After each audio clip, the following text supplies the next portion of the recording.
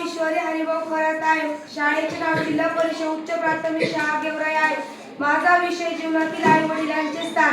फूल एकदा उमललं की पुन्हा उमलू शकत नाही. फूल एकदा उमललं की पुन्हा उमलू शकत नाही. एकदा जन्मलो की पुन्हा जन्म नाही. हजारो लोक भेटतील जीवनात, पण हजारो चुकांना क्षमा करणारे आई वडील पुन्हा मिळणार नाही. प्रत्येक जण स्वतःच्या आई वडील बाबांवर प्रेम करतो. पालक हे आपल्या जीवनातले पहिले शिक्षक आहेत. ज्यांचे पालक असतात त्यांना कोणाच्याही मदतीची आवश्यकता नाही. इतरांपेक्षा पालकांचे प्रेम महत्त्वाचे आहे.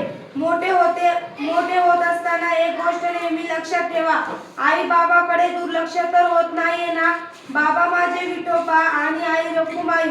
मी का मानू कुणाला दैवत. बाबा आई तेच वाढवतात आणि तेच घडवतात. तुम्हाला काही कळत नाही, तुम्ही गप्प बसा. हे वाक्य आई वडिलांना बोलताना विसरू नका. राव, त्यांनीच तर आपल्याला बोलायला शिकवलं आहे.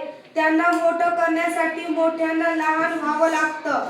आयुष्यात असा रस्ता निवडायचा की ज्यावर चालताना कोणी आपल्या आई वडिलांवर संस्कारावर बोट नको उचलायला.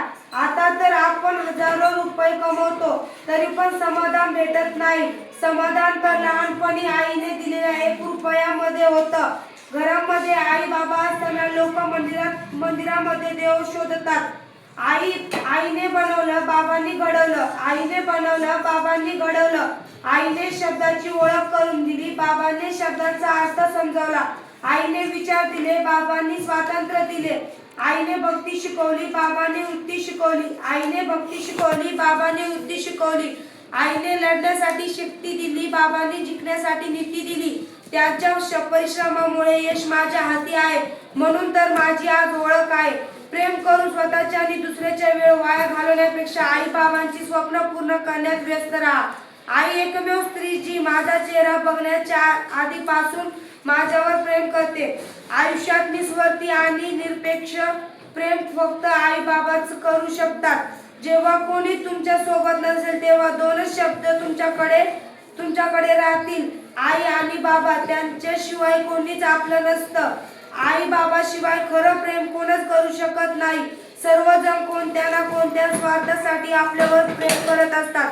झटका बसला, ठेच लागली, फटका बसला तर आई ग हा शब्द बाहेर पडतो.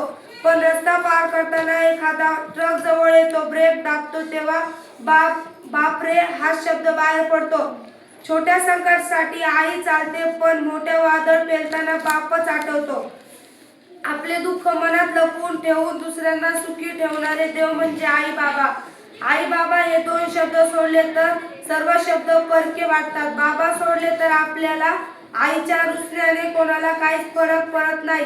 माणसे बदलतात, नाती बदलतात, लोक बदलतात, मात्र आई बाबा बदलत नाही. सुरुवातीपासून शेवटपर्यंत ते जशास तसेच राहतात.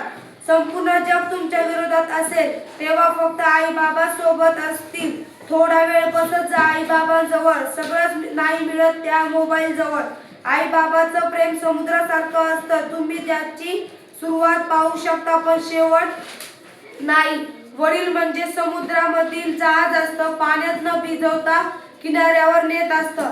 आयुष्यात खूप मोठे व्हा, पण तुम्हाला मोठं बनवण्यात सर्वात जास्त मेहनत ज्यांनी घेतली आहे त्या वडिलांचे कष्ट कधीच विसरू नका.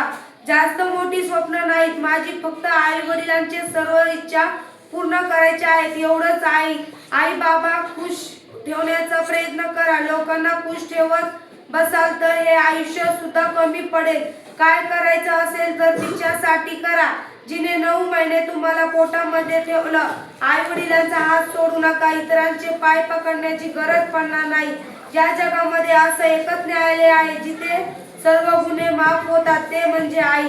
आई एकमेव अशी व्यक्ती आहे जी कोणत्याही परिस्थितीत तुम्हाला दुःखी ठेवणार नाही.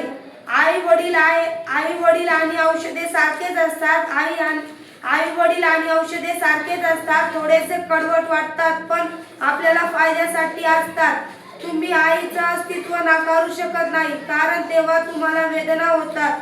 तेव्हा तोंडातून पहिला शब्द आई हाच निघतो आणि डोळ्यासमोर मृत्यू आला की बापच आठवतो.